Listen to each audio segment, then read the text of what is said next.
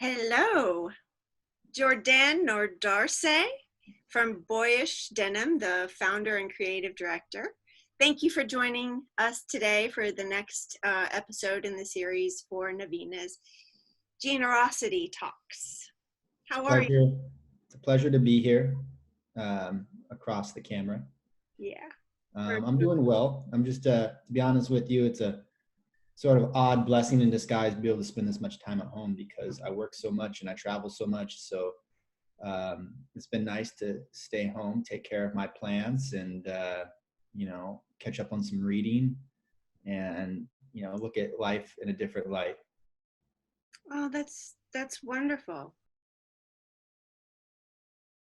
I've been very fortunate to have a unique career in sort of mid-sized, small to mid-sized brands. Never got caught up in the corporate world.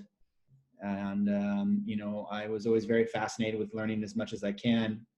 And I think naturally with any sort of education becomes somewhat philosophical in a way that you question your involvement in it and where you want to go with it. And so it was never like a point in my life where I was like, oh, I want to do sustainable, manufacturing and clothing, let alone jeans and specifically with women's. It was just something that kind of you start to figure out what you're good at and you just go for it. And then sooner or later, you just don't even give a shit about what you're good at and you just do whatever you want. And I guess that's just kind of where I ended up was it was more about just trying to challenge the conventional methods of how people were viewing clothing in their closet, considering the impact I had learned about what went through the process of making garments and how much time people actually utilize these garments nowadays, which has become less and less. So to me, it felt like all this hard work of everyone that I see behind this massive supply chain is just considered almost single-use trash to people. Wear once, throw away, wear a couple times and, donate. So to me, even though I believe secondhand has a lot of use to it, naturally the supply chain of just even a secondhand garment had to start from somewhere. So to me, it's always been the uniqueness of discovering where things come from and how they're made, and then adding your own little touch to it and what you can do to maybe make it your own way. And no matter how you do that, I think it's important to work with others and communicate with others what's going on, what you're doing, how you're improving things. And it becomes sort of a shared method of collaboration, which is something that this industry is very, very used to, is collaborations. However, most people look at it as design collaborations and think, well, that's not sustainable collaborations, that's just design collaborations. But the funny thing is sustainability really starts with design.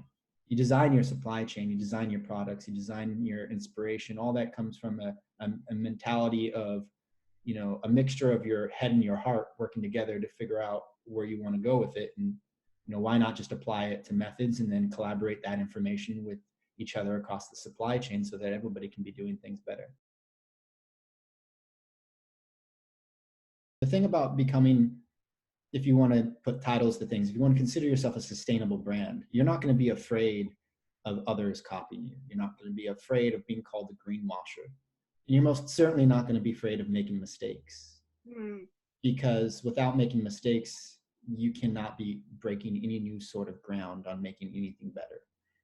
The only way to really make things better is to try. And oftentimes, probably 90% of the time, trying requires failing. And that's the uniqueness about sustainability. Is sustainability people think is, oh, it's better this, it's perfection. It's not. You're not 100% sustainable. You're not even close to that. And it reminds me of, I'm very much a history buff too. And so I look back at like a specific period in history of like, pretty much from 1910 to 1950. And, I think of like Winston Churchill, somebody who had to endure, several world wars. And, like, how does somebody like that's constantly being, literally and metaphorically bombarded, with failure. And it's funny because there's actually a quote from him that said that, success is not final and that failure is not fatal. And it's the courage to continue that really counts, because success is walking from failure to failure with no loss of enthusiasm. And the unique part about that quote that I really like the most is it kind of goes in play a lot with where we are right now, with a lot of people utilizing this period in time to accept failure. And no different than myself too, as I go through hardships currently right now with canceled orders, you know, figuring out how to support staff and everything like that, along with paying back loans and everything like that from being a startup. And enthusiasm is the real key, because there's always going to be failures, especially if you look back into time. You know, you have thousands and thousands of years ago, the same mentality is the same now. If you look at Buddhism, it's life is suffering. Life has obstacles and challenges, and that you're always going to be trying to figure out how to get around them. And it's not that these challenges for what you view people as being successful and that they don't have the same challenges. That no, they might have different challenges, but everybody has them. And the thing is when you start to view them as challenges instead of obstacles and detriments in your life, you become stronger. You know, as they say, whatever doesn't kill you makes you stronger. So this unique point that we are in right now is really a definition of making people stronger and challenging them towards the future. So well said. So well said, and very inspiring. And when you were saying that quote, I got chill bumps. It's And easier said than done. Let me just say that. You know, it's like you got to imagine that you're all going to have bad days. Like, allow yourself to have a bad day of negative thinking. That's okay. mm-hmm. And, you know, but wake up the next day fresh, do what you can, keep your mind positive, continuously look at things and understand that, you know, like failure is a necessary point in order to succeed. Absolutely. The winners have lost multiple times before they won. And the challenge is picking yourself back up and brushing yourself off and moving forward. And no better time than now. You know, even though we none of us can really see the light at the end of the tunnel yet, you know, those quotes or those mantras, anything to keep, you know, something to hold in our hand while we're trying to survive Mm-hmm. and thrive.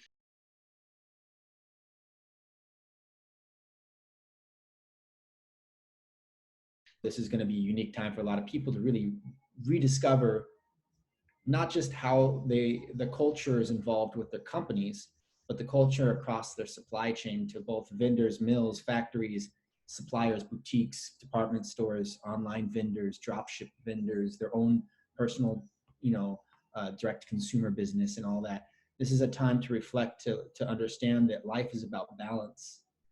And that even though things produce money or profit doesn't mean that it's necessarily balanced. And trying to figure out what that balance is sort of like the supply and demand sort of graph when you look at things. And that point where they meet in the middle, that is equilibrium. And the thing is, you're never going to always hit equilibrium. That's a, you know, way too difficult to always get to that point. And even if you do get to that point, it goes back to the Winston Churchill thing where, you know, like success is not really going to be something that's going to stay around all the time, because it's always evolving. And that's why you kind of got to create a road, and roads move. But the thing is, if you build the road, you know what to stay within. And right now in these trying times, a lot of people haven't really figured out how to evolve. And the road has gotten too wide, and there's too many off ramps, and everyone's all over the place.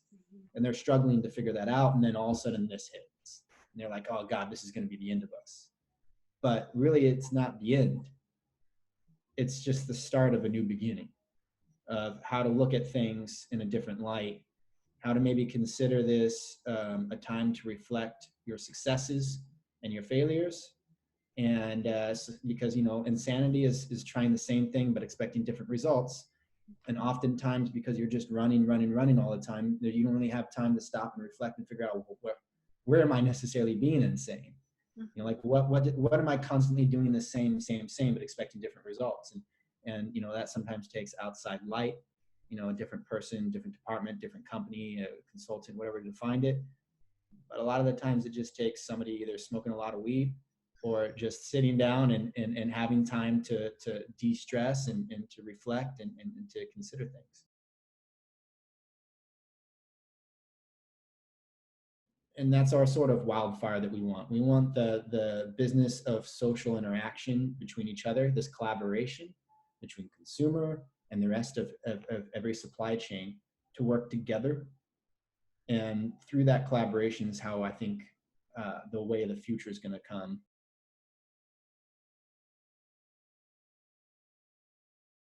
I think it's important for us all to figure out what we can give to each other versus what we can take from each other. And that's what we don't feel like we're taking people's money because we give so much of it away in what we do. We feel like we're just circulating it, which is a balance figure.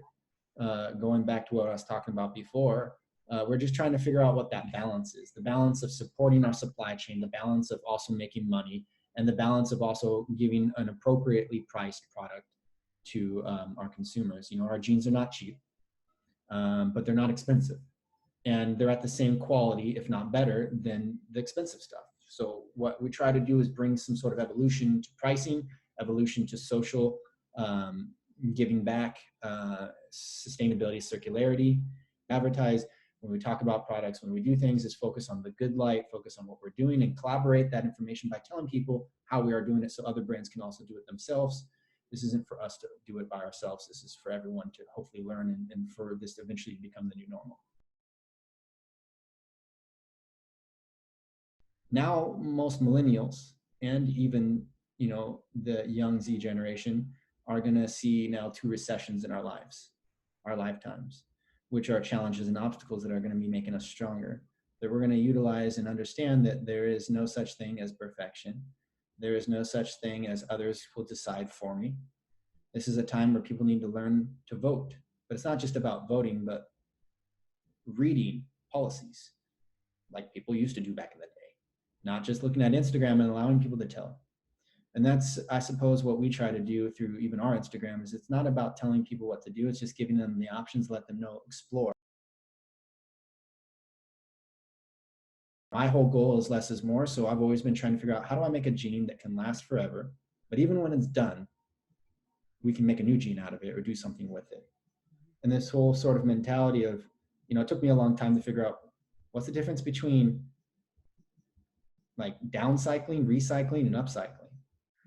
And it's actually kind of funny because for a long time, I just thought, oh, recycling and upcycling is just like the same sort of mentality, but people are using it differently. You're taking something and turning it into a new yarn, because I work in fashion, so that's what I was thinking about. And I'm part of the textile exchange, and there was a gentleman that actually explained it very well. And he had said that think of recycling as a parallel. You take a can and you make a can. And I thought that was very interesting, because in fashion, we think of recycling as if you do anything with it as recycling. And, and a lot of people, what they're doing is they're taking things and calling it recycling, and then recycling it into things that are even worse, by taking recycled plastic water bottles and turning them into yarns that now, shed microplastics, which is an even worse situation than we were even in before. You can pick up a water bottle with your hands, but you can't pick up microplastics, especially when they're in the hundreds of millions, per products, sometimes in their life cycles. And so this future is going to hold a lot of people becoming more intelligent to these perceptions of what people say is good. And they're not going to be able to be marketed towards and say, oh, we're doing this, so it's sustainable. People are going to be like, well, you know what? I actually read a report that says that that's not, so that's bullshit, and we're calling you out on it. Let's hope that maybe that's what comes out of this is more people getting involved in sciences, more people getting involved in researching, environmental journalism, corporate whistleblowing journalism, whatever it is, that to help make this world better, it's going to require all of us banding together, because at the end of the day, the people that all have the money are 1% of the population, and we're the other 99%. And that goes down to products, that goes down to financial institutions that give out the money, mortgages, everything. And we are the ones that have the power. We're just not utilizing it. Our world has been doing these unique things, these balanced systems. We're destroying that system. And it's because there's too many people all there and everyone's working against each other. And this is why I talk a lot about this collaboration, is because if people collaborated more, shared information, helped each other, be more efficient, figure out value and things like that in products, then people would understand. Stores wouldn't be like, oh, I'm going to cancel this. Like, no, because it's like, I don't have anything else to fill this because nobody else has a bunch of just shit laying around. Right now, they're just like, oh, I can get something else from somebody else. It's fine. Everything's so indispensable. People even now are becoming indispensable. And that's the real directive that I'm hoping people end up going towards, is understanding we need to do this together. But also understanding that together doesn't mean that we're all going to have the same mentality or the same ideology or that we're going to like the same things. You're not. That's the uniqueness of humans. But we can figure out how to cohabitate together. Doesn't matter your skin color, doesn't matter your religion, it doesn't matter whether you like tight jeans or loose jeans or stretchy jeans or rigid jeans. The point is that ultimately, what does it do for you? How does it interact in society? What does it do for the earth that gives us the life that we have? And how does it circulate the rest of the economy and good to the people that need help? Ellen MacArthur Foundation finally came out with a guideline, the first of any kind for denim, which is called the Jeans Redesign Project, which is there to create guidelines to help people be able to make better jeans that are better for the world, and that are also able to divert from the landfills to be utilized once again to be made into new jeans. And that's the future of things, is people need to start looking at things as trash. Like so many people, one of the wealthiest women in China is someone that figured out, why are everybody sending me all this trash? I can do something with it. One human's trash is another human's treasure. And, everyone has a different perception of what they consider treasure, which is really just the imagination and heart of somebody behind them and how far they can look into something to what they can turn it into. Don't, that's why we have to learn what value is. And value is time, is effort, is love, is compassion. There's a lot of things that people need to put in there. These are things that you can't put monetary value to.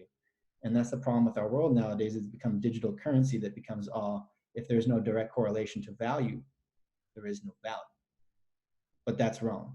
And, in this realm of people singing on patios, of people dancing in hospitals on their off time, this is a compassion that's coming together for the world, that I'm hoping that what people do with this compassion is they extend it into other things in the world, into products, jeans, clothing, cars, more electric cars. How do we figure out a way to produce electricity more efficiently?